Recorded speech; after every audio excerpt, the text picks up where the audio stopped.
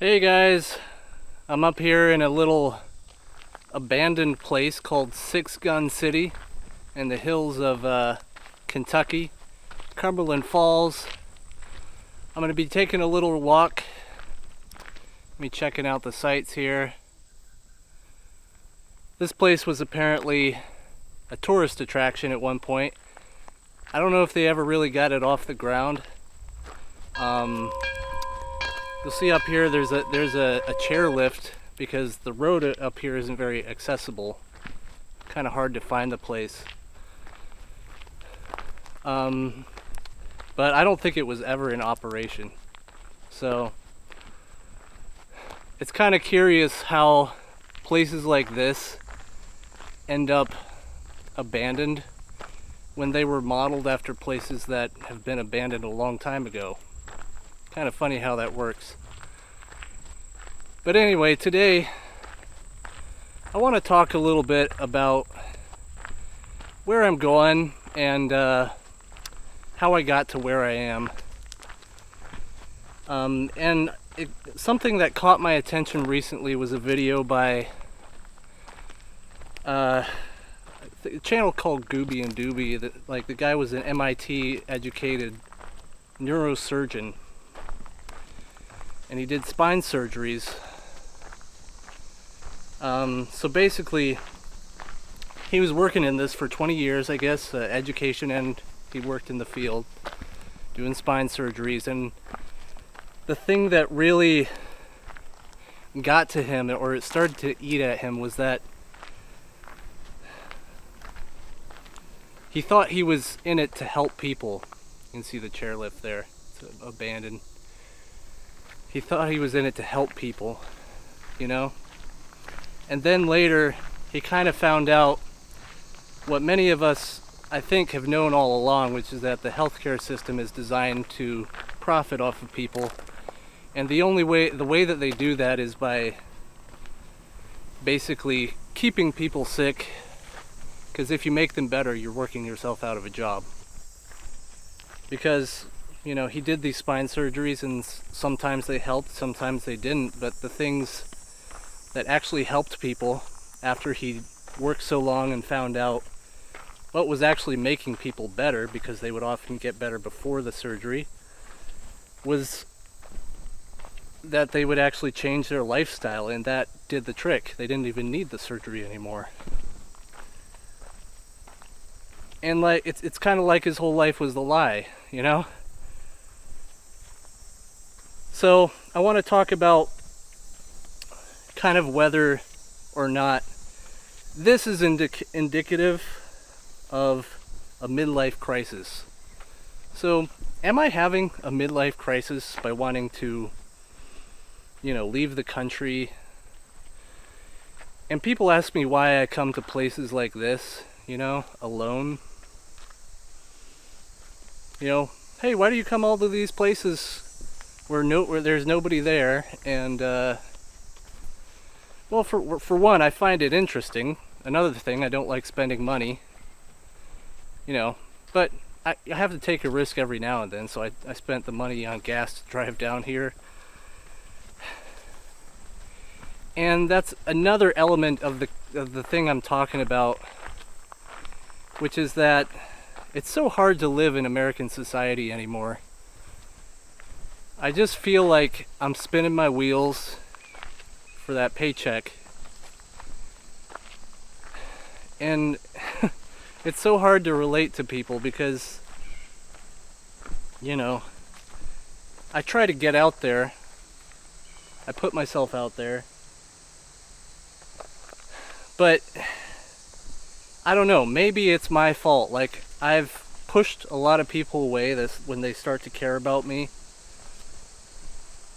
And I feel like, maybe that's the reason I'm alone. And I have friends all over the world, but I don't know the next time I'm ever going to see them. So this is just kind of the way it turns out. So I'll tell you a little bit about where I came from. I've been pretty good at saving money ever since I was a kid. I guess I could attribute that to my parents and partly to my education, helping me understand how money actually works. And we were always very frugal. We wouldn't waste things because I grew up poor. And I'm not poor now, but it has been a really long road to get to where I am. You know, and I just got my drinks with me. So I'm gonna find a spot to sit and talk about this. But basically, you know, I'm an aircraft mechanic now. I used to be an English teacher in China. Before that, actually, though, I went to school for political science. I got my degree in political science. It took me a while, but I was working through school.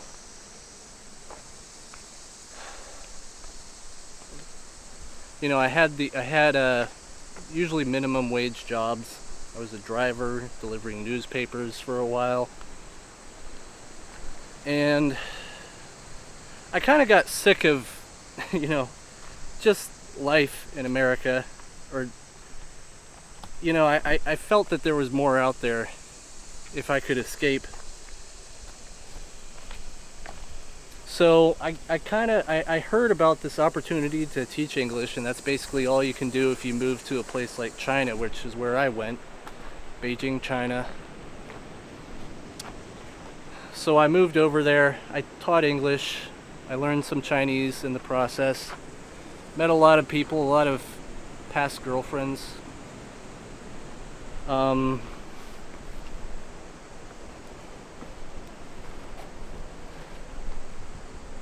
Let me set up here.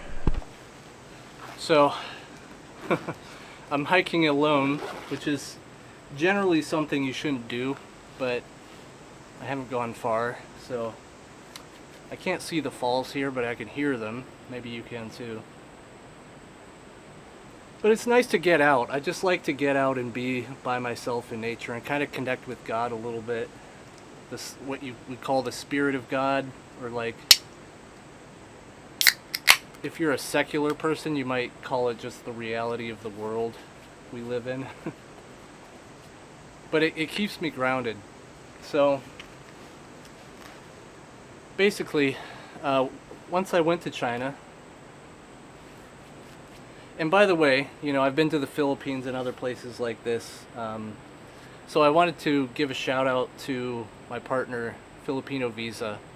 So if by some chance you happen to be watching this video, and you've already found a wife or girlfriend from the Philippines who you plan on marrying, you can give Filipino Visa a try. Just schedule a consultation. If you're like me, you really need to know what the visa process is like to move abroad, or to bring somebody else abroad so that they can apply for an American visa.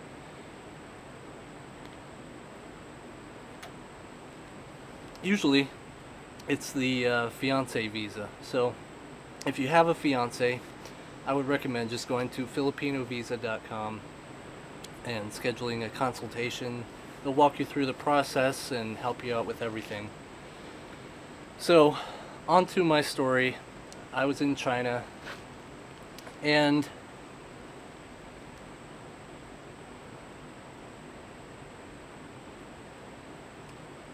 I was still saving some pretty good money there for a while. And then I was there for like 3.5 years. I did this, and occasionally I would go to places like Hong Kong, Macau with a group of people from work. But for the most part, I just stayed in Beijing the whole time and worked. As you know, if I sometimes I would lose a job and I would just find another one. Or I had a friend who would help me find these jobs. He was also a consultant, and he would collect a fee to find teachers like me. So while I was there, I actually got my teaching degree. Okay, so I already had a bachelor's certificate, a bachelor's degree in political science, which was kind of a waste, but it helped me to get that job because they like when you have a degree. And then when I was teaching, I earned my postgraduate certificate of education. So I'm actually a teacher and a political scientist. So it's like, before that, I was an athlete. I was a runner, and that's kind of what I went to college for. I didn't really care that much about my uh, what degree I went into, what field I went into. And you see where it got me. Now I'm kind of lost. I just feel like a lost soul in the world, just kind of wandering through different places, and I pick up friends along the way.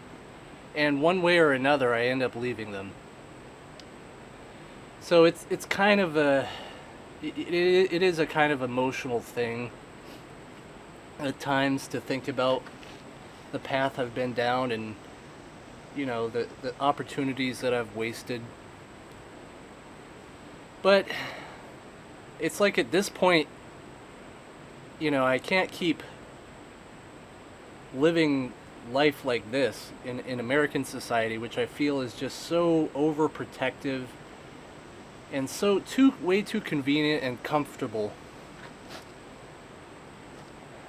And like, I'm relying on my phone just to find my way out here in the forest, and like if I was somewhere else, like, granted, I was relying on that in the Philippines. I was relying on Google Maps to get around, but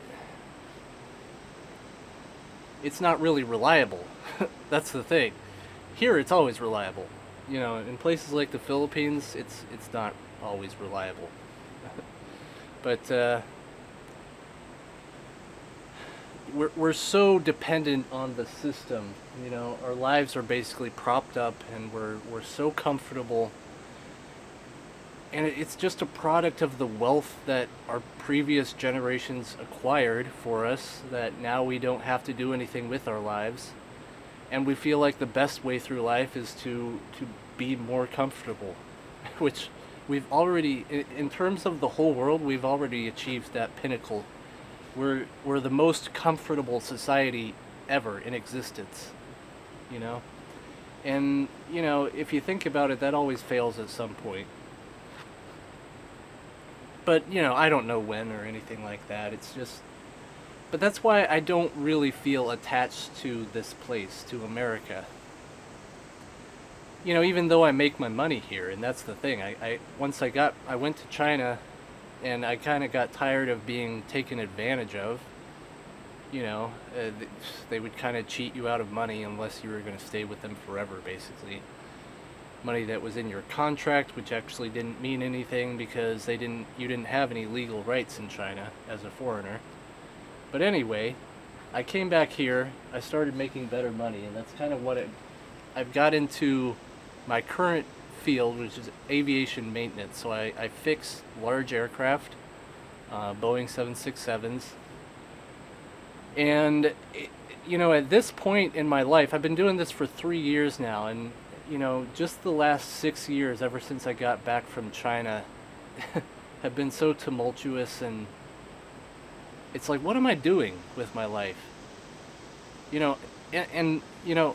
I just keep going from one place to the next, and I feel like I'm just taking the easy path, basically, and going through life on easy mode,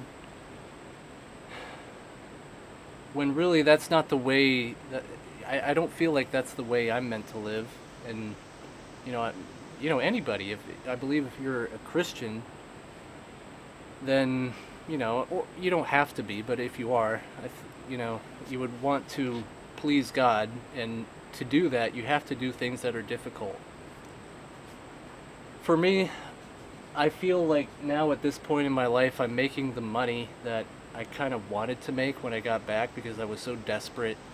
And I'll tell you part of the reason I was so desperate. I got involved in a big business scam, an online, thing with a Scottish guy who lives in Thailand, and I was I was spending thousands of dollars to market his TEFL courses, and I paid him a large sum of money to do, and basically I was promised a portion of the profits. Every once in a while I would get a sale, and then it was just nothing after that.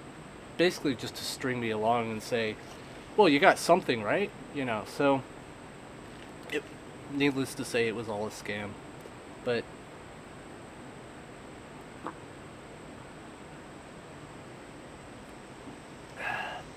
so I'm at this point. I don't really trust myself because I got involved in that,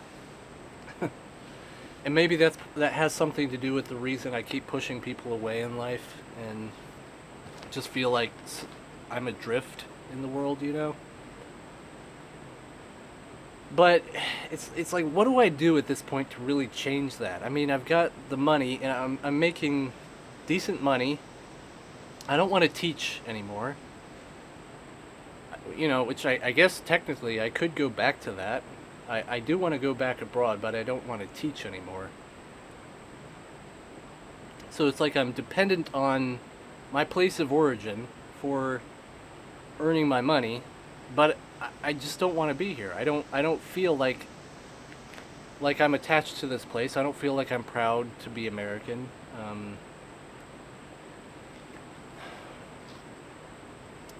You know, it makes you think about your life, I guess.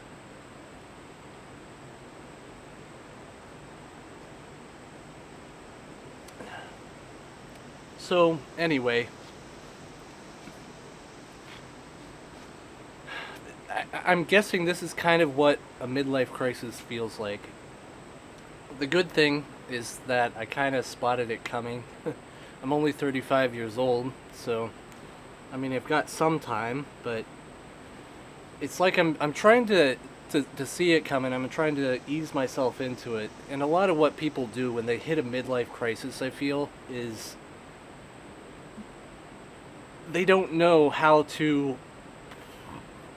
Well, anyway, they get to a point in their life where they feel like everything was a lie and what they're doing is meaningless. They cannot they cannot continue to live under the conditions that their life is currently in, you know, that they're currently living in. So they want to change, they want to make a big change in their lives, and they're like, they feel the time slipping away, kind of like I do sometimes. And they're like, oh my gosh, how do I do this? How do I fix this? You know, my life is wrong. I have to do something quick to make a big change. And we just don't know how to make that transition. So oftentimes, if we're middle-aged, we end up doing something drastic. And, you know, I don't feel like that's the right way to do it. You know, I tend to be cautious. At the same time, there's something to be said for spontaneity. Like, I went to the Philippines kind of spontaneously.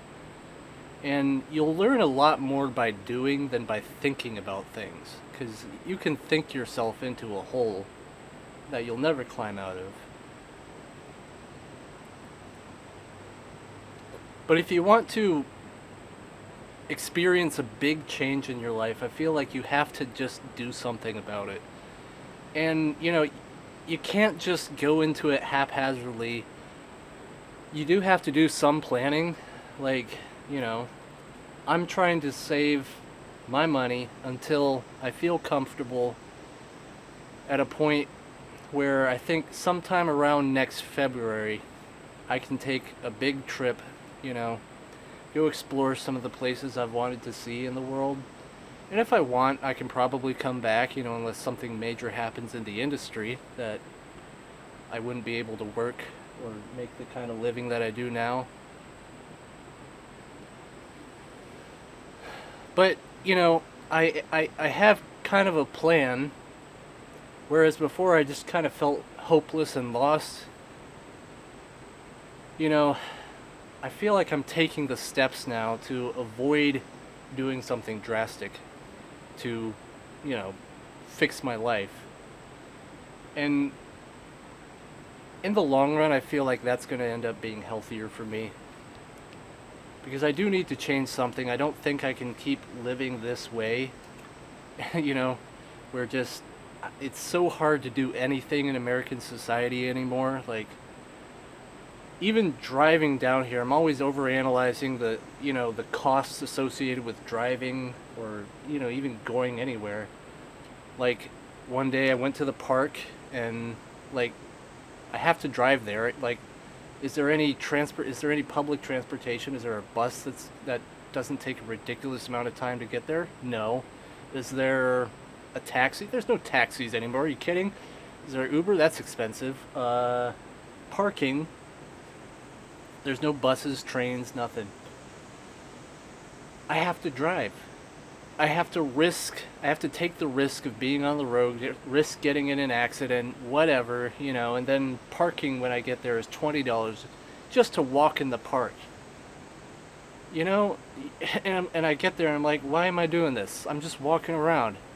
And you can't meet anybody, especially in public in America. Like, look at you weird. Like, what the hell are you doing? And that's definitely, like, I can't stress this enough. That's definitely not the way it is in other countries. And that's the reason I feel like I have to go abroad, which is people are just so much more connected. Even though I felt like I was getting taken advantage of while I was over there, and I understand it, businesses go on a business, they got to make their money, and if they can get away with cheating a few foreigners, like, sure, the Bible says we shouldn't do that to people. We shouldn't cheat the foreigners, the sojourners of the world. And we typically don't do that here in America, which is one of the positive aspects, I suppose. But like I said, this country is for old people, basically, or people who just never want to do anything in life, and we facilitate that, with just the services we provide, that we get so dependent on services, and, like, yeah, they're nice to have, but you at a certain point it becomes really toxic and it just becomes pathological. And I feel like our society is at that point where we're just pathologically removing responsibility from people who otherwise, if they were forced to use their own, cognitive abilities and senses to make it or do something with their lives, they might actually get somewhere, but we're just not letting that happen. So that's why I feel I have to get out of this place, is I can see it affecting my life, definitely. Maybe you can relate. So my plan now is to, sometime around next February, the lease on my apartment will end. I bought a house back about 3 years ago, even after the scam and everything. And that's the thing, I've always been good with money, even though I got scammed. But I was able to build back up to the point where I got a house, whereas, before the scam, I would have been able to buy it outright without, without any mortgage. I took out a mortgage on this house, and now it's paid off. I paid it off in 2 years, and I feel like I would like to get another one so I can have my real estate professionally managed by a professional company.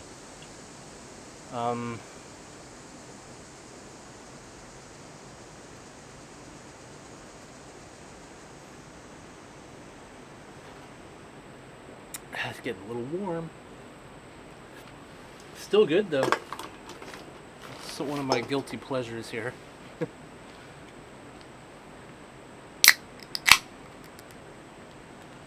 But sometimes connecting, with nature, the universe, the Holy Spirit, which is what I call it, Spirit of God, you can actually figure out a lot about your life. And, I'm coming up with a plan. I think it's getting a lot clearer as I continue to do this. So thank you guys for listening.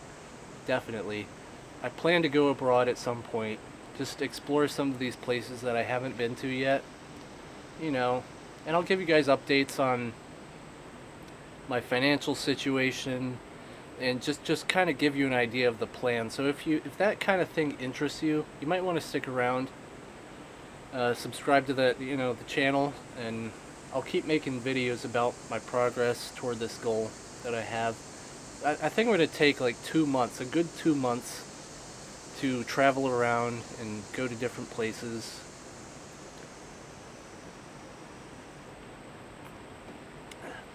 And I really don't make any money doing this. Hello. What's up?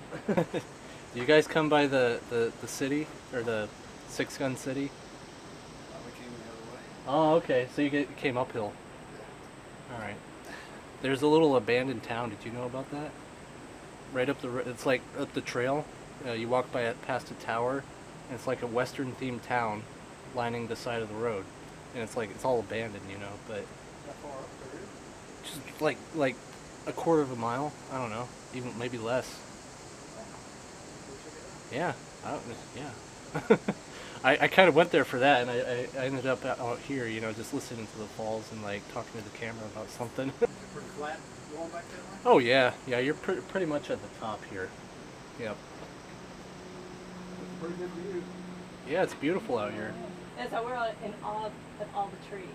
How many Yeah. trees there are because Yeah, I do want to go down and see the falls too. You can't really Yes. see it from here. Did you guys see it? Yeah. we went over that side first to the visitor center, Oh, okay. and then Yeah. they have several things that you can get very good. You can walk right down to it, get some good pictures and stuff down in there, get a very good, you know. At one point, there's like a beach further down. and Oh, I kind of saw that. Yeah. You can walk right up. You can walk right out in the water. if you Good want one. to.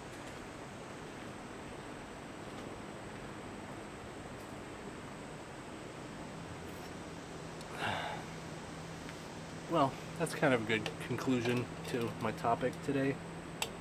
But yeah, I'm hoping to move abroad permanently at some point, but I don't know how long that's going to be. So stay tuned. Also keep you updated on dating. You know, I don't always have advice to give people. Sometimes I just need to talk. So this is one of those days. But yeah, stick around. Guys, this is awesome. I went from Six Gun City to finding this place. You can almost see the falls through the trees there. Like this is kind of precarious here. It's a big cliff, big drop off right where I'm standing here. But I'm on a little trail. Yeah! There are the falls, baby. This is, oh, and the beach over there. Look at that. This place is great. Kind of to see the abandoned town, but I end up catching this too. Don't need nothing but you. So don't throw your hopes down a wishing well. It's your heart stings, I carry you. Come and sail with me to the open ocean, where you don't have to dream because there's you.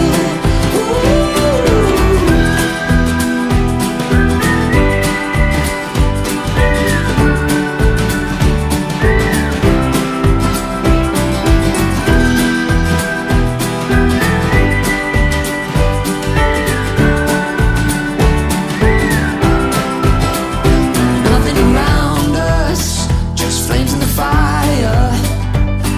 And through the night they burn like me for you. Covered in wonder, sweet in silence. Oh, we'll keep running and we'll keep running. Leave your worries and your suitcase. Oh, you don't